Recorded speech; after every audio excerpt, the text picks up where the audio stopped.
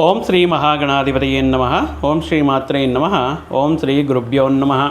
ಸಮಸ್ತ ಕನ್ನಡ ವೀಕ್ಷಕರಿಗೆ ನಮಸ್ಕಾರ. ನೀವು ಮೊದಲನೇ ಬಾರಿ ನಮ್ಮ ಚಾನಲ್ ನೋಡ್ತಾ ಇದ್ದರೆ ದಯವಿಟ್ಟು ಸಬ್ಸ್ಕ್ರೈಬ್ ಮಾಡಿ ಅಂತ ಹೇಳ್ತಾ, ಪ್ರಮುಖವಾಗಿ ಈ ಆಗಸ್ಟ್ 1ರಿಂದ ಸೆಪ್ಟೆಂಬರ್ 2ನೇ ತಾರೀಕುವರೆಗೂ ಶುಕ್ರ ಸಂಚಾರ, ಅದು ಪರ್ಟಿಕ್ಯುಲರ್ ಆಗಿ ಮೀನ ರಾಶಿಯಲ್ಲಿ ಶುಕ್ರ ನೀಚನಾಗಿ ಈ ದ್ವಾದಶ ರಾಶಿಗಳಲ್ಲಿ ಅವರಿರುವಂತಹ ಸ್ಥಾನಮಾನದ ಮೇಲೆ ಶುಕ್ರನ ಫಲಾಫಲಗಳನ್ನು, ಯಾವ ವಿಷಯಗಳಲ್ಲಿ ಅನುಕೂಲತೆ ಇದೆ, ಯಾವ ವಿಷಯಗಳಲ್ಲಿ ಮುಂಜಾಗ್ರತೆ ಕ್ರಮ ತಗೋಬೇಕು ಅನ್ನುವಂತಹ ಪ್ರಮುಖ ವಿಷಯಗಳನ್ನು ನಾವು ಈ ವಿಡಿಯೋ ಮುಖಾಂತರ ತಿಳಿದುಕೊಳ್ಳೋಣ. ಪ್ರಮುಖವಾಗಿ ಶುಕ್ರನನ್ನು ನಾವು ಅರ್ಥ ಮಾಡ್ಕೋಬೇಕು ಅಂದರೆ, ಒಬ್ಬ ವ್ಯಕ್ತಿ, ಒಬ್ಬ ಜಾತಕ ತನ್ನ ಜೀವನದಲ್ಲಿ ಒಂದು ವಿಲಾಸಮಯವಾಗಿರುವಂತಹ ಜೀವನವನ್ನು ಕಾಣ್ಕೋಬೇಕು ಅಂದ್ರೂ, ಅಥವಾ ವಿವಾಹ ಜೀವನದಲ್ಲಿ ಅತ್ಯದ್ಭುತವಾಗಿರುವಂತಹ ವಿಷಯಗಳನ್ನು ಅನುಕೂಲಕ್ಕೆ ಪಡೆಯಬೇಕಂದ್ರೂ ಕೂಡ, ಉತ್ತಮ ವಿದ್ಯಾ ಸಂತಾನ ವಿದೇಶಿ ಅವಕಾಶಗಳನ್ನು ಪಡೆಯಬೇಕಂದ್ಕೊಂಡ್ರೂ ಕೂಡ ಈ ಶುಕ್ರನ ಅನುಗ್ರಹ ಅನ್ನೋದು ಅದ್ಭುತವಾಗಿ ಇರಬೇಕಾಗಿರುತ್ತೆ. ಹಣಕಾಸಿನ ವಿಷಯಗಳಲ್ಲಾಗಿರಬಹುದು, ಅದೃಷ್ಟದ ವಿಷಯದಲ್ಲಾಗಿರಬಹುದು, ಶುಕ್ರ ಈ ಕೆಲವೊಂದು ವಿಷಯಗಳಲ್ಲಿ ಪರ್ಟಿಕ್ಯುಲರ್ ಆಗಿ ಜಾತಕರಿಗೆ ಅವರಿರುವಂತಹ ಸ್ಥಾನದ ಮೇಲೆ ಫಲಗಳನ್ನು ನೀಡ್ತಾ ಇರ್ತಾರೆ. ಒಬ್ಬ ವ್ಯಕ್ತಿಗೆ ಶುಕ್ರ ಉಚ್ಚ ಸ್ಥಿತಿಯಲ್ಲಿ, ಅನುಕೂಲ ಸ್ಥಿತಿಯಲ್ಲಿ ಇರುವಂತಹ ಸಂದರ್ಭಗಳಲ್ಲಿ ಅವರ ವಿವಾಹ ಜೀವನವು ಅಥವಾ ವಿವಾಹದ ನಂತರ ಅದ್ಭುತ ರೀತಿಯಲ್ಲಿ ಬೆಳವಣಿಗೆ, ಅದೃಷ್ಟ, ವ್ಯಾಪಾರ, ಉದ್ಯೋಗ ವಿಷಯಗಳಲ್ಲಿ ಅನುಕೂಲ ರೀತಿಯಲ್ಲಿ ಮತ್ತು ಉತ್ತಮ ಸೌಂದರ್ಯವತಿಯಾಗಿರುವಂತಹ ಸಂಗಾತಿಯನ್ನು ಪಡೆದು ಉತ್ತಮ ಸಂತಾನವನ್ನು ಪಡೆಯುವಂತಹ ಈ ಅವಕಾಶಗಳಾಗಿರಬಹುದು, ಅವರು ಅಂದ್ಕೊಂಡಿರುವಂತಹ ಪ್ರಯತ್ನಗಳಲ್ಲಿ ವಿದೇಶಿ ಅವಕಾಶಗಳಾಗಿರಬಹುದು ಉತ್ತಮವಾಗಿ ಇರುತ್ತೆ. ಅದೇ ಶುಕ್ರನು ಒಬ್ಬ ಜಾತಕರ ಲಗ್ನ ಪರ್ಟಿಕ್ಯುಲರ್ಲಿ ಲಗ್ನ ಈ ಚಾರ್ಟಲ್ಲಿ, ಪರ್ಸನಲ್ ಚಾರ್ಟಲ್ಲಿ ಏನಾದರೂ ಪಾಪಗ್ರಹಗಳ ಜೊತೆಗೆ ಇರುವಂತಹ ಸಂದರ್ಭಗಳಲ್ಲಿ ಅಥವಾ ನೀಚ ಸ್ಥಿತಿಯಲ್ಲಿರುವಂತಹ ಸಂದರ್ಭಗಳಲ್ಲಿ ಇವರಿಗೆ ಈ ವೈವಾಹಿಕ ಜೀವನದಲ್ಲಿ ಬಹಳಷ್ಟು ಏರುಪೇರುಗಳಾಗಿರಬಹುದು, ವಿವಾಹದ ನಂತರ ಹಣಕಾಸಿನ ಸಮಸ್ಯೆಗಳನ್ನು ಒಳಗಾಗೋದಾಗಿರಬಹುದು, ಅಥವಾ ಈ ಸಂತಾನಕ್ಕೆ ಸಂಬಂಧಪಟ್ಟಿರುವಂತಹ ವಿಳಂಬತೆ ಕಾಡುವುದಾಗಿರಬಹುದು, ಮತ್ತು ಉತ್ತಮ ರೀತಿಯಲ್ಲಿ ಸಾಗದೆ ಅನೇಕ ವಿಷಯಗಳಿಂದ ಮನಸ್ಪರ್ಧೆಗಳು, ವಾಗ್ವಿವಾದಗಳು ನಡೆಯುವಂತಹ ಸಂದರ್ಭ ಇರುತ್ತೆ. ಅದು ಆ ವಿವಾಹ ಆಗಿರುವಂತಹ ಹೆಣ್ಣು ಮಗು ಮೇಲೆ ಇರಲ್ಲ, ಅದು ಆ ಜಾತಕನ ಚಕ್ರದಲ್ಲಿ ಶುಕ್ರನ ಉಚ್ಚ ಸ್ಥಿತಿಯಲ್ಲಿ ಅಥವಾ ಬಾಲ್ಯ ಸ್ಥಿತಿಯಲ್ಲಿ ಇದ್ದಾರಾ, ರೆಟ್ರೋಗ್ರೇಡ್ ಸ್ಥಿತಿಯಲ್ಲಿ ಇದ್ದಾರಾ, ಅಥವಾ ನೀಚ ಸ್ಥಿತಿಯಲ್ಲಿ ಇದ್ದಾರಾ ಅನ್ನುವಂತಹ ವಿಷಯಗಳನ್ನು ನಾವು ವಿವಾಹ ಹೊಂದಾಣಿಕೆ ಸಮಯದಲ್ಲಿ ಪರಿಶೀಲನೆ ಮಾಡಬೇಕಾಗಿರುತ್ತೆ.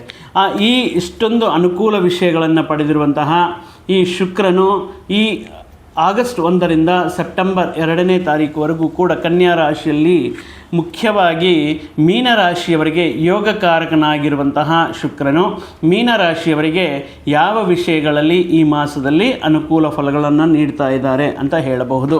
ಯಾಕಂದರೆ ಮೀನರಾಶಿಯವರಿಗೆ ಶುಕ್ರನು, ರಾಕ್ಷಸ ಗುರು ಶುಕ್ರ ಬಂದು ತೃತೀಯ ಅಷ್ಟಮಾಧಿಪತಿ ಆಗಿರುತ್ತಾರೆ. ಯೋಗಕಾರಕ ಒಂದು ರೀತಿ ಈ ತೃತೀಯ ಅಷ್ಟಮಾಧಿಪತಿ ಕೆಲವೊಂದು ವಿಷಯಗಳಲ್ಲಿ ಪ್ರತಿಕೂಲ ಫಲಗಳನ್ನು ಕೊಡುವುದು ಮತ್ತು ಕೆಲವಷ್ಟು ವಿಷಯಗಳಲ್ಲಿ ಅನುಕೂಲ ವಿಷಯಗಳನ್ನು ನೀಡುವುದು ಮೀನರಾಶಿಯವರಿಗೆ ಇರುತ್ತೆ. ಪರ್ಟಿಕ್ಯುಲರ್ ಆಗಿ ಮೀನರಾಶಿಯವರ ಈ ಶುಕ್ರ ಸಂಚಾರ ಈ ಮಾಸದಲ್ಲಿ ನಾವು ನೋಡುವುದಾದರೆ, ಅದು ಮೀನ ರಾಶಿಯಲ್ಲೇ ಉಚ್ಚ ಸ್ಥಿತಿಯನ್ನು ಪಡೆಯುವಂಥದ್ದು. ಕನ್ಯಾ ರಾಶಿಯಲ್ಲಿ ನೀಚನಾಗುವಂತಹ ಈ ಶುಕ್ರರು ಒಂದು ರೀತಿ ಮೀನರಾಶಿಯವರಿಗೆ ಅದೃಷ್ಟವನ್ನು ಕೊಡುವಂತಹ ಗ್ರಹವೂ ಆಗಿರುತ್ತೆ. ಸಾಮಾನ್ಯವಾಗಿ ಮೀನರಾಶಿ ಜಾತಕರ ವಿಷಯಗಳಲ್ಲಿ ನೋಡುವುದಾದರೆ, ರಾಶ್ಯಾಧಿಪತಿ ಗುರು ಮತ್ತು ರಾಶಿಯಲ್ಲೇ ಶುಕ್ರ ಉಚ್ಚ ಸ್ಥಿತಿಯನ್ನು ಕಾಣ್ತಾ ಇರುವಂತಹ ಕಾರಣದಿಂದ ಇವರ ಬಾಲ್ಯವು, ಇವರ ಜನ್ಮವು ಉತ್ತಮ ಸಂಸ್ಕಾರ, ಸಂಪ್ರದಾಯಗಳ ಮತ್ತು ಒಳ್ಳೆಯ ವ್ಯಕ್ತಿತ್ವ ಇರುವಂತಹ ಮನೆಯಲ್ಲಿ ಇರುತ್ತೆ. ಹಣಕಾಸಿನ ವಿಷಯಗಳಲ್ಲಿ ಅನುಕೂಲತೆ ಇಲ್ಲದಿದ್ದರೂ ಕೂಡ ಇವರು ಪ್ರಮುಖವಾಗಿ ವಯಸ್ಸಾಗ್ತಾ ಈ ಅದೃಷ್ಟವನ್ನು ಪಡಿತಾ ಇರ್ತಾರೆ.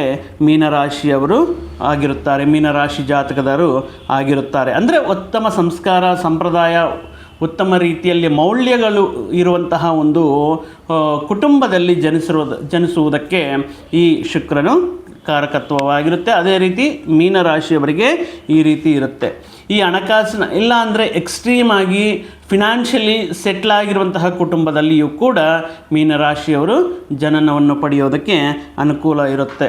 ಪ್ರಮುಖವಾಗಿ ಒಳ್ಳೆಯ ಸಂಸ್ಕಾರ, ಒಳ್ಳೆಯ ಈ ಕ್ರಮಶಿಕ್ಷಣೆ ಆಗಿರಬಹುದು, ಒಂದು ಒಳ್ಳೆಯ ಸಂಸ್ಕಾರದಿಂದ ಕೂಡಿರುವಂತಹ ಒಂದು ಸಂಪ್ರದಾಯಗಳನ್ನು ಪಾಲಿಸುವಂಥದ್ದು, ಅತಿಥಿಗಳಿಗೆ ಶಿಷ್ಟಾಚಾರವನ್ನು ನೀಡುವಂತಹ ವಿಷಯಗಳಲ್ಲಿ ಪ್ರಮುಖವಾಗಿ ಮೀನರಾಶಿಯವರಿಗೆ ಅತ್ಯದ್ಭುತವಾಗಿರುವಂತಹ ಲಕ್ಷಣಗಳು ಇರುತ್ತೆ. ಅಂದರೆ ಮನೆಗೆ ಯಾರೇ ಬಂದರೂ ಕೂಡ ಅವರನ್ನು ಪರ್ಟಿಕ್ಯುಲರಾಗಿ ಊಟ ಮಾಡಿ ಹೋಗಿ ಅಂದರೆ ಮಾತಾಡಿಸುವಂತಹ ರೀತಿಯಾಗಿರ್ಬೋದು, ಅವರಿಗೆ ಅತಿಥಿ ಸತ್ಕಾರಗಳನ್ನು ನೀಡುವಂತಹ ವಿಷಯಗಳಲ್ಲಾಗಿರ್ಬೋದು, ಶಿಷ್ಟಾಚಾರದಲ್ಲಾಗಿರಬಹುದು, ಅತ್ಯುತ್ತಮ ಮೌಲ್ಯಗಳನ್ನು, ಅತ್ಯುತ್ತಮ ವಿಶೇಷವಾಗಿರುವಂತಹ ರೂಪದಲ್ಲಿ ಇವರನ್ನು ಈ ಅತಿಥಿಗಳನ್ನು ನೋಡ್ತಾ ಇರ್ತಾರೆ ಮೀನರಾಶಿಯವರು.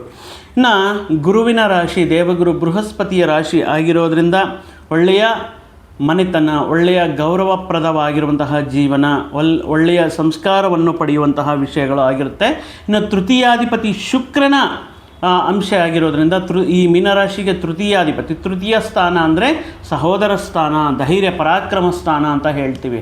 ಪ್ರಮುಖವಾಗಿ ಈ ಮೀನರಾಶಿಯಲ್ಲಿ ಇನ್ಕೇಸ್ ಒಂದು ಕುಟುಂಬದಲ್ಲಿ ಮೀನರಾಶಿಯವರ ನಂತರ ಈ ಯಾರಾದರೂ ಜನನವಾದರೆ ಅಥವಾ ಸಹೋದರಿಯರಾಗಿರ್ಬೋದು, ಸೋದರರಾಗಿರಬಹುದು, ಇವರಿಗೆ ಉತ್ತಮ ರೀತಿಯಲ್ಲಿ ಶುಕ್ರನು ಅನುಕೂಲವಾಗಿರುತ್ತಾರೆ ಅಂತ ಹೇಳಬಹುದು.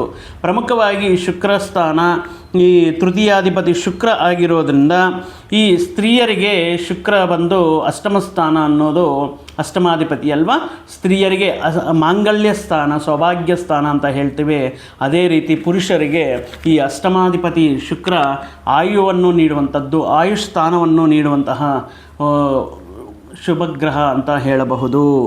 ಆದರೆ ಈ ಮಾಸದಲ್ಲಿ ಪ್ರಮುಖವಾಗಿ ಶುಕ್ರನು ಸಪ್ತಮ ಸ್ಥಾನ, ಕಳತ್ರ ಸ್ಥಾನ ಅಂದರೆ ಈ ಗಂಡ ಹೆಂಡತಿಯ ಮಧ್ಯೆ ಇರುವಂತಹ ಸ್ಥಾನ, ಸಂಬಂಧಗಳ ಮಧ್ಯೆ ಇರುವಂತಹ ವಿಷಯಗಳು, ಈ ವೈವಾಹಿಕ ಜೀವನದಲ್ಲಿರುವಂತಹ ವಿಷಯಗಳು, ವ್ಯಾಪಾರದಲ್ಲಿ ಪಾಲುದಾರಿಕೆಯಲ್ಲಿ ಇರುವಂತಹ ವಿಷಯಗಳನ್ನು ಪ್ರತ್ಯೇಕವಾಗಿ ಸಪ್ತಮ ಸ್ಥಾನ ಆಗಿರುವಂತಹ ಕನ್ಯಾ ರಾಶಿಯಲ್ಲಿ ಈ ಮೀನರಾಶಿಯವರಿಗೆ ನೀಚ ಸ್ಥಾನವನ್ನು ಕಾಣ್ತಾ ಇರುವಂತಹ ಈ ಅವಧಿಯಲ್ಲಿ ಆಗಸ್ಟ್ 1ರಿಂದ ಸೆಪ್ಟೆಂಬರ್ 2ರವರೆಗೂ ಕೂಡ ಯಾವ ರೀತಿ ಇರುತ್ತೆ ಅಂದರೆ ಮ್ಯಾರಿಟಲ್ ಲೈಫ್, ವೈವಾಹಿಕ ಜೀವನದಲ್ಲಿ ಸತಿಪತಿಯರ ಮಧ್ಯೆ, ಗಂಡ ಹೆಂಡತಿಯರ ಮಧ್ಯೆ ಅಥವಾ ಈ ಪ್ರೀತಿ ವ್ಯವಹಾರಗಳಲ್ಲಿರುವಂತಹ ವ್ಯಕ್ತಿಗಳ ಮಧ್ಯೆ ಅಥವಾ ಈ ಬಿಸ್ನೆಸ್ ಪಾರ್ಟ್ನರ್ಸ್ ಮಧ್ಯೆ ಈ ನೀಚನಾಗ್ತಾ ಇರುವಂತಹ ಶುಕ್ರ ಕೆಲವೊಂದು ಅಪಾರ್ಥಗಳಿಗೆ, ಮಿಸ್ಅಂಡರ್ಸ್ಟ್ಯಾಂಡಿಂಗ್ಗೆ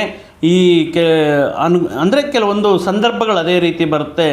ಈ ಅನೇಕ ರೀತಿಯಲ್ಲಿ ಅನುಮಾನಗಳಾಗಿರಬಹುದು, ಸಂಶಯಗಳಾಗಿರಬಹುದು, ಒಮ್ಮೆ ಮನಸ್ಸಿನಲ್ಲಿ ಪ್ರವೇಶಿಸಿದರೆ ಅದು ಆದಷ್ಟು ಬೇಗ ಹೊರಗಡೆ ಹೋಗುವುದಕ್ಕಾಗಲ್ಲ. ಸೊ ಆಗಿರೋದ್ರಿಂದ ಈ ದಂಪತಿಗಳ ಮಧ್ಯೆ ಈ ಸಂದರ್ಭದಲ್ಲಿ ಈ ಅವಧಿಯಲ್ಲಿ ಬರುವಂತಹ ಸಣ್ಣ ಪುಟ್ಟ ಈ ಸಮಸ್ಯೆಗಳೇನು ಅಂದರೆ ವಾಗ್ವಿವಾದಗಳು, ಸಂಶಯಗಳು, ತಪ್ಪು ಕಲ್ಪನೆಗಳು ಏನಿರುತ್ತೋ ಅದು ಪ್ರಮುಖವಾಗಿ ನಿಧಾನಕ್ಕೆ ಕೂತ್ಕೊಂಡು ಯೋಚನೆ ಅಂದರೆ ವಿಚಾರ ಮಾಡಿ ಪ್ರತಿಯೊಂದು ಟ್ರಾನ್ಸ್ಪರೆಂಟ್ಗಾಗಿ, ಪಾರದರ್ಶಕವಾಗಿ ಈ ಸಂದರ್ಭದಲ್ಲಿ ಆ ವಿಷಯಗಳನ್ನು ಬಗೆಹರಿಸಬೇಕಾಗಿರುತ್ತೆ. ಇಲ್ಲದಿರುವಂತಹ ಪಕ್ಷದಲ್ಲಿ ಈ ಸಂದರ್ಭದಲ್ಲಿ ಇದೇ ವಿಷಯಗಳನ್ನು ಅಡ್ವಾಂಟೇಜಾಗಿ ತಗೊಂಡು ಒಬ್ಬ ವ್ಯಕ್ತಿ, ಒಬ್ಬ ಸ್ತ್ರೀ ಆಗಿರಬಹುದು, ಈ ವೈವಾಹಿಕ ಜೀವನದಲ್ಲಿ ಅಥವಾ ಇವರ ವಿಷಯಗಳಲ್ಲಿ ಮಧ್ಯೆ ಇನ್ವಾಲ್ವ್ ಆಗಿ ಆ ಸಮಸ್ಯೆಯನ್ನು ಮತ್ತಷ್ಟು ಅಂದರೆ ದೊಡ್ಡದಾಗಿ ಮತ್ತಷ್ಟು ಭಯಂಕರವಾಗಿರುವಂತಹ ಒಂದು ಸಿಚುವೇಶನ್ಗೆ ತಳ್ಳುವಂತಹ ಸಿಚುವೇಶನ್ಸ್ ಇರುತ್ತೆ. ಪ್ರಮುಖವಾಗಿ ಈ ಸಂದರ್ಭದಲ್ಲಿ ಒಬ್ಬ ಸ್ತ್ರೀ ನಿಮ್ಮ ಕುಟುಂಬ ಜೀವನದಲ್ಲಿ, ವೈವಾಹಿಕ ಜೀವನದಲ್ಲಿ ಕೆಲವೊಂದು ಅಪಾರ್ಥಗಳನ್ನು ಸೃಷ್ಟಿಸುವಂಥಕ್ಕೆ ಕಾರಣವಾಗಿರಬಹುದು. ಅವರು ಹೇಳಿರುವಂತಹ ವಿಷಯಗಳಾಗಿರ್ಬೋದು ಅಥವಾ ಅವರು ಹೇಳ್ತಾ ಇರುವಂತಹ ಕೆಲವೊಂದು ತಪ್ಪು ಅರ್ಥಗಳನ್ನು ನೀಡುವಂತಹ ಸಂಶಯಾಸ್ಪದ ವಿಷಯಗಳಾಗಿರಬಹುದು. ಆ ವಿಷಯಗಳನ್ನು ಕೇಳಿದ ಮೇಲೆ ಅಥವಾ ಆ ವಿಷಯಗಳನ್ನು ಕೇಳೋಕ್ಕೆ ಮುಂಚೆ ನೀವು ಆ ವಿಷಯದಲ್ಲಿ ಎಷ್ಟರ ಮಟ್ಟಿಗೆ ಸತ್ಯಾಸತ್ಯಗಳಿದು ಇದೆ ಅನ್ನೋದನ್ನು ಅರ್ಥ ಮಾಡ್ಕೋಬೇಕಾಗಿರುತ್ತೆ. ಪ್ರಮುಖವಾಗಿ ಈ ಸ್ತ್ರೀಗ್ರಹ ಶುಕ್ರ ಸಪ್ತಮ ಸ್ಥಾನ, ನೀಚ ಸ್ಥಾನವನ್ನು ಪಡೆಯೋದ್ರಿಂದ ಈ ಕೆಲವೊಂದು ಮೂರನೇ ವ್ಯಕ್ತಿಯ ಮಾತುಗಳನ್ನು ಕೇಳೋದ್ರಿಂದ ಪ್ರಮುಖವಾಗಿ ಈ ನಿಮ್ಮ ರಿಲೇಷನ್ಶಿಪ್ಸಲ್ಲಿ, ಈ ನಿಮ್ಮ ಸಂಬಂಧ ಬಾಂಧವ್ಯಗಳಲ್ಲಿ ಕೆಲವೊಂದು ಆತಂಕಗಳನ್ನು ಎದುರಿಸುವಂತಹ ಸಾಧ್ಯತೆ ಇರುತ್ತೆ. ಇನ್ನು ಪ್ರಮುಖವಾಗಿ ಈ ಸಂದರ್ಭದಲ್ಲಿ ಯಾವ ರೀತಿ ಇರುತ್ತಂದರೆ ಅದು ಪುರುಷರಾಗಿರಬಹುದು, ಸ್ತ್ರೀಯರಾಗಿರಬಹುದು.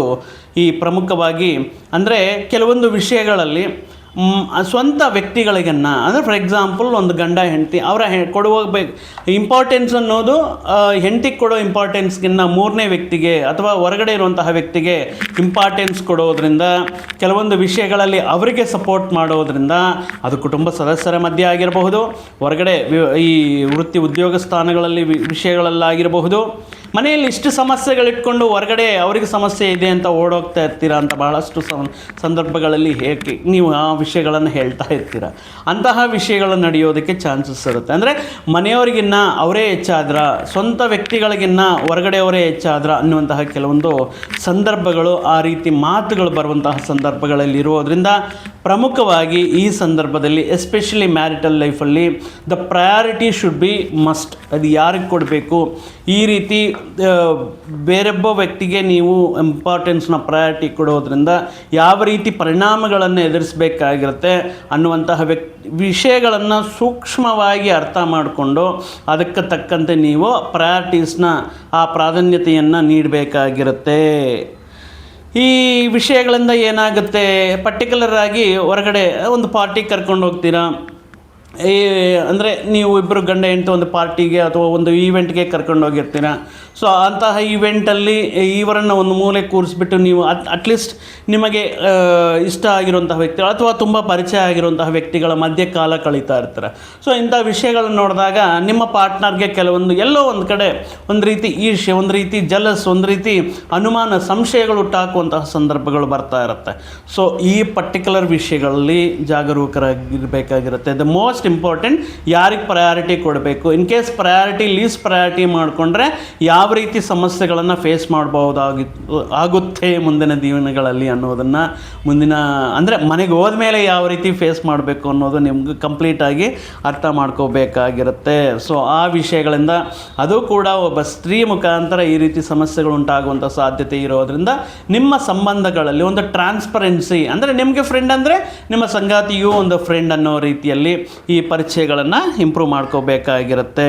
ಯಾವುದೇ ರೀತಿ ಸಂಶಯ, ಯಾವುದೇ ರೀತಿ ಅನುಮಾನ ಅಥವಾ ಕೆಲವೊಂದು ವ್ಯಕ್ತಿಗಳು ಅದೇ ಕೆಲಸಕ್ಕೆ ಈಗ ಹೊಸ ಟ್ರೆಂಡ್ ಸ್ಟಾರ್ಟ್ ಆಗಿದೆ, ಒಂದು ಪ್ರ್ಯಾಂಕ್ ಮಾಡೋಣ, ಯಾವ ರೀತಿ ರಿಯಾಕ್ಟ್ ಆಗ್ತಾರೆ.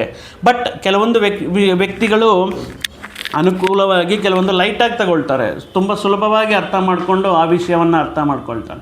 ಆದರೆ ಕೆಲವೊಂದು ವ್ಯಕ್ತಿಗಳು ತುಂಬ ಸೂಕ್ಷ್ಮ ಮನಸ್ಸಿನವರಾಗಿರುತ್ತಾರೆ. ಒಮ್ಮೆ ಈ ರೀತಿ ಅನುಮಾನಗಳಾಗಿರ್ಬೋದು, ತಪ್ಪು ಕಲ್ಪನೆಗಳಾಗಿರಬಹುದು, ಒಮ್ಮೆ ಮನಸ್ಸನ್ನು ಪ್ರವೇಶ ಮಾಡಿದ್ರೆ ಅದು ಬಹಳಷ್ಟು ದಿನಗಳ ಕಾಲ ಅವರಿಗೆ ಮನಸ್ಸಿನಲ್ಲಿ ಕೊರೀತಾ ಇರುತ್ತೆ. ಸೊ ಆಗಿರೋದ್ರಿಂದ ಈ ಸಂದರ್ಭದಲ್ಲಿ ನಿಮ್ಮ ರಿಲೇಷನ್ಶಿಪ್ಸ್ನ ತುಂಬ ಚೆನ್ನಾಗಿ ಕಾಪಾಡ್ಕೋಬೇಕಾಗಿರುತ್ತೆ. ಇನ್ನು ಇದೇ ಸಂದರ್ಭದಲ್ಲಿ ಸಪ್ತಮ ಸ್ಥಾನದಲ್ಲಿ ಮೀನರಾಶಿಯವರಿಗೆ ಶುಕ್ರ ನೀಚನಾಗ್ತಾ ಇರೋ ಕಾರಣದಿಂದ ನಿಮ್ಮ ಸಂಗಾತಿಗೆ ಪರ್ಟಿಕ್ಯುಲರ್ ಆಗಿ ಏನಾದರೂ ಹೆಲ್ತ್ ಇಶ್ಯೂಸ್ ಕಾಣಿಸ್ಕೋಬೋದು. ಅದು ಬೆನ್ನು ನೋವಾಗಿರ್ಬೋದು, ಹಾರ್ಮೋನಲ್ ಇಂಬ್ಯಾಲೆನ್ಸಸ್ ಆಗಿರ್ಬೋದು, ಅಥವಾ ಈ PCOD, PCOS ರೀತಿಯ ಸಮಸ್ಯೆಗಳಾಗಿರಬಹುದು, ಅಥವಾ ಗೈನಕಾಲಜಿಕಲ್ ಅಂದರೆ ಈ ಪರ್ಟಿಕ್ಯುಲರ್ ಆಗಿ ಸಂತಾನಕ್ಕೆ ಸಂಬಂಧಪಟ್ಟಿರುವಂತಹ ಈ ವಿಷಯಗಳಲ್ಲಾಗಿರಬಹುದು, ಈ ಗರ್ಭಾಶಯಕ್ಕೆ ಸಂಬಂಧಪಟ್ಟಿರುವಂಥ ವಿಷಯಗಳೆಲ್ಲ ಆರೋಗ್ಯ ಸಮಸ್ಯೆಗಳೇನಾದರೂ ಕಂಡ್ರೆ ಅದ್ರ ಬಗ್ಗೆ ನೀವು ಬಹಳಷ್ಟು ಕೇರ್ ತಗೊಂಡು ಟ್ರೀಟ್ಮೆಂಟ್ಸ್ ಕೊಡಿಸ್ಬೇಕಾಗಿರುತ್ತೆ. ತುಂಬ ಹುಷಾರಾಗಿ ಕಾಪಾಡ್ಕೋಬೇಕಾಗಿರುತ್ತೆ. ಇನ್ನು ವ್ಯಾಪಾರ ವಿಷಯಗಳಲ್ಲಿ ನೋಡುವುದಾದರೆ ಇದು ಸಪ್ತಮ ಸ್ಥಾನ ವ್ಯಾಪಾರ ಸ್ಥಾನ ಆಗಿರೋದ್ರಿಂದ ಹೊಸ ವ್ಯಾಪಾರ ಪ್ರಯತ್ನಗಳು, ಹೊಸ ವ್ಯಾಪಾರ ಅದೃಷ್ಟವನ್ನು ಪರೀಕ್ಷೆ ಮಾಡ್ಕೋಬೇಕು, ಅಥವಾ ಹೊಸ ಪ್ರಯತ್ನಗಳ ಮುಖಾಂತರ ಒಂದು ಆದಾಯ ಮಾರ್ಗವನ್ನು ಹುಡ್ಕೋಬೇಕು, ಹಣಕಾಸಿನ ಲಾಭಗಳನ್ನು ನಿರೀಕ್ಷೆ ಮಾಡಬೇಕು ಅನ್ನುವಂತಹ ವ್ಯಕ್ತಿಗಳು ಈ ಅವಧಿಯಲ್ಲಿ ಶುಕ್ರ ಸಪ್ತಮ ಸ್ಥಾನದಲ್ಲಿ ನೀಚನಾಗ್ತಾ ಇರುವಂತಹ ಕಾರಣದಿಂದ ಮೀನರಾಶಿಯವರು ದಯವಿಟ್ಟು ಈ ಅವಧಿಯಲ್ಲಿ ಸ್ವಲ್ಪ ಪೋಸ್ಟ್ಪೋನ್ ಮಾಡಿಕೊಂಡು ಈ ಅವಧಿಯ ನಂತರ ನಿರ್ಧಾರಗಳು ತಗೋಬೇಕಾಗಿರುತ್ತೆ. ಇಂತಹ ಸಂದರ್ಭದಲ್ಲಿ ನೀವು ಮುಖ್ಯವಾದ ನಿರ್ಧಾರಗಳಿಗೆ ಅಥವಾ ಕೆಲವೊಂದು ವಿಷಯಗಳಲ್ಲಿ ನಿಮ್ಮ ಅದೃಷ್ಟವನ್ನು ಪರೀಕ್ಷೆ ಮಾಡಿಕೊಳ್ಳೋದು, ರಿಸ್ಕ್ ತಗೊಳ್ಳೋದು, ದೊಡ್ಡ ಮಟ್ಟದಲ್ಲಿ ಸಾಲಗಳು ಮಾಡಿ ವ್ಯಾಪಾರವನ್ನು ಆರಂಭ ಮಾಡೋದು ಅಷ್ಟು ಸೂಕ್ತವಲ್ಲ.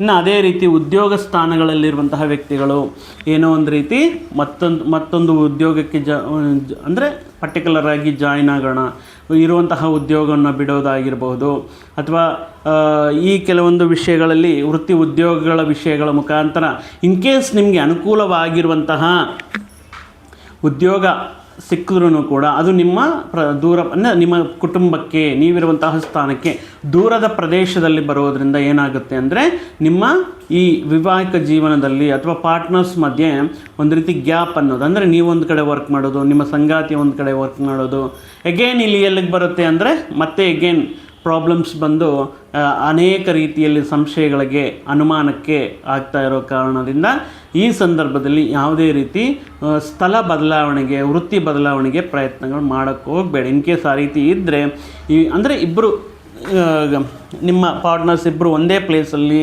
ಉದ್ಯೋಗ ಮಾಡೋದಕ್ಕೆ ಒಬ್ರನ್ನೊಬ್ರು ಅರ್ಥ ಮಾಡ್ಕೊಳ್ಳೋದಕ್ಕೆ ನಿಮ್ಮ ಕುಟುಂಬಕ್ಕೆ ಟೈಮ್ ಕೊಡಬೇಕಾಗಿರುತ್ತೆ. ಎಲ್ಲ ವಿಷಯಗಳನ್ನು ಟ್ರಾನ್ಸ್ಪರೆಂಟಾಗಿ ಮಾಡ್ಕೋಬೇಕಾಗಿರುತ್ತೆ. ಸೊ ನೋಡಿದ್ದೀರಲ್ವ, ಶುಕ್ರ ಈ ರೀತಿ ಸಪ್ತಮ ಸ್ಥಾನದಲ್ಲಿ ಮೀನರಾಶಿಯವರಿಗೆ ಯೋಗಕಾರಕನಾಗಿದ್ದರೂ ಇವರು ಕನ್ಯಾ ರಾಶಿಯಾಗಿರುವಂತಹ ಸಪ್ತಮದಲ್ಲಿ ನೀಚನಾಗ್ತಾ ಇರುವಂತಹ ಕಾರಣದಿಂದ ಈ ರಿಲೇಷನ್ಶಿಪ್ಸ್ ಮಧ್ಯೆ, ಈ ಮ್ಯಾರಿಟಲ್ ಲೈಫಲ್ಲಿ ಗಂಡ ಹೆಂಡತಿ ಆಗಿರ್ಬೋದು, ಪ್ರೀತಿ ಪ್ರೇಮ ವ್ಯವಹಾರಗಳು ಇರ್ತಾ ಇರುವಂತಹ ವ್ಯಕ್ತಿಗಳ ಮಧ್ಯೆ ಆಗಿರಬಹುದು, ವ್ಯಾಪಾರದಲ್ಲೇ ಆಗಿರಬಹುದು, ಈ ರೀತಿ ಮಿಸ್ಅಂಡರ್ಸ್ಟ್ಯಾಂಡಿಂಗ್ಸ್ಗೆ ದಾರಿ ಮಾಡ್ಕೊಡೋಕೆ ಹೋಗಬೇಡಿ. ಅವ್ರಿಗೆ ಇಲ್ದಿರೋವಂತಹ ವಿಷಯಗಳನ್ನು ಕೂಡ ಕೆಲವೊಂದು ಸಾರಿ ಏನಾಗ್ತಾ ಇರುತ್ತೆ ಅಂದರೆ ಮೈಂಡಲ್ಲೇ ಇರಲ್ಲ, ಬಟ್ ಅದು ಆವೇಶದಲ್ಲೋ ಕೋಪದಲ್ಲೋ ಕೆಲವೊಂದು ಆರೋಪಗಳನ್ನು ಮಾಡ್ತಾ ಇರ್ತಾರೆ. ಸೊ ಕೆಲವೊಂದು ವ್ಯಕ್ತಿಗಳು ಈ ಆರೋಪಗಳನ್ನು ದೊಡ್ಡ ಮಟ್ಟದಲ್ಲಿ ಅವರು ಈ ಡೈಜೆಸ್ಟ್ ಮಾಡ್ಕೊಳ್ಳೋಕ್ಕಾಗಲ್ಲ, ಇಂತಹ ವಿಷಯಗಳಿಂದ ಹೊರಗಡೆ ಬರೋದಕ್ಕಾಗಲ್ಲ, ತುಂಬ ಸೂಕ್ಷ್ಮ ಮನಸ್ಥಿತಿ ಇರುವಂತಹ ವ್ಯಕ್ತಿಗಳಾಗಿರುತ್ತಾರೆ. ಸೊ ಆದ್ದರಿಂದ ಈ ಸಂದರ್ಭದಲ್ಲಿ ಪ್ರತಿಯೊಂದು ವಿಷಯವನ್ನು ಪಾರದರ್ಶಕವಾಗಿ ನಿಮ್ಮ ಪಾರ್ಟ್ನರ್ ಜೊತೆ ಶೇರ್ ಮಾಡಿಕೊಂಡು ಯಾವುದೇ ವಿಷಯದಲ್ಲಾಗಿರ್ಬೋದು ಅವರ ಸಲಹೆಗಳನ್ನು ಪಡೆದು ಮುಂದಕ್ಕೆ ಹೋಗೋದು ಅತ್ಯಂತ ಅನುಕೂಲವಾಗಿರುವಂತಹ ಸ್ಥಿತಿ ಈ ಮಾಸದಲ್ಲಿ ನೀವು ಕಾಣಬಹುದು.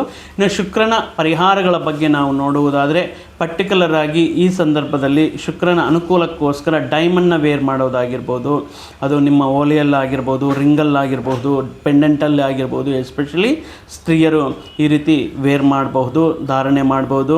ಇನ್ನು ಶುಕ್ರನಿಗೆ ಸಂಬಂಧಪಟ್ಟಿರುವಂಥದ್ದು ಶುಕ್ರವಾರ ಶ್ರೀ ಮಹಾಲಕ್ಷ್ಮೀ ದೇವಿಯ ಆರಾಧನೆಯನ್ನು, ಶ್ರೀ ಮಹಾಲಕ್ಷ್ಮಿ ಅಷ್ಟೋತ್ತರವನ್ನು ಪಠನೆ ಮಾಡೋದರಿಂದ, ಅದೇ ರೀತಿ ಶುಕ್ರನ ಅನುಗ್ರಹಕ್ಕೋಸ್ಕರ ಬಿಳಿ ವಸ್ತ್ರವನ್ನು ದಾನವಾಗಿ ನೀಡೋದು, ಅಲಸಂದಿ ಕಾಳನ್ನು 1 kg ಅಲಸಂದಿ ಕಾಳನ್ನು ದಾನವಾಗಿ ನೀಡುವುದರಿಂದ, ಬ್ರಾಹ್ಮಣರಿಗೆ ದಾನ ಮಾಡೋದ್ರಿಂದ ಈ ಕೆಲವೊಂದು ವಿಷಯಗಳಲ್ಲಿ ಆಗುವಂತಹ ಕೆಲವೊಂದು ಈ ದೋಷ ಏನಾಗುತ್ತೋ ಕಮ್ಮಿ ಆಗುತ್ತೆ, ಅನರ್ಥಗಳೇನಾಗುತ್ತೋ ಸಂಶಯಗಳೇನಾಗುತ್ತೋ ಅದರಿಂದ ಹೊರಗಡೆ ಬರೋದಕ್ಕೆ ಶುಕ್ರನ ಅನುಗ್ರಹ ಅನ್ನೋದು ತುಂಬ ಇಂಪಾರ್ಟೆಂಟ್ ಅಂತ ಹೇಳ್ತಾ, ಶ್ರೀ ಮಹಾಲಕ್ಷ್ಮೀ ದೇವಿಯ ಅನುಗ್ರಹ, ಶ್ರೀಮನ್ನಾರಾಯಣರ ಅನುಗ್ರಹ ಮೀನರಾಶಿಯವರ ಮೇಲೆ ಈ ಪರ್ಟಿಕ್ಯುಲರ್ ಆಗಿ ಈ ನಿಮ್ಮ ಪರಿವಾರದ ಮೇಲೆ ಇರಲಿ ಅಂತ ಹೇಳ್ತಾ ಮತ್ತೊಂದು ವಿಡಿಯೋ ಜೊತೆಗೆ ಮತ್ತೊಂದು ಆಸಕ್ತಿಕರ ವಿಷಯದ ಜೊತೆಗೆ ನಿಮ್ಮ ಮುಂದೆ ಮತ್ತೆ ಬರ್ತೀನಿ. ಅಲ್ಲಿವರೆಗೂ ಸರ್ವೇ ಜನಾಂ ಸುಖಿನೋ ಭವಂತು, ಸಮಸ್ತ ಸನ್ಮಂಗಳಾನಿ ಭವಂತು. ಜೈ ಶ್ರೀ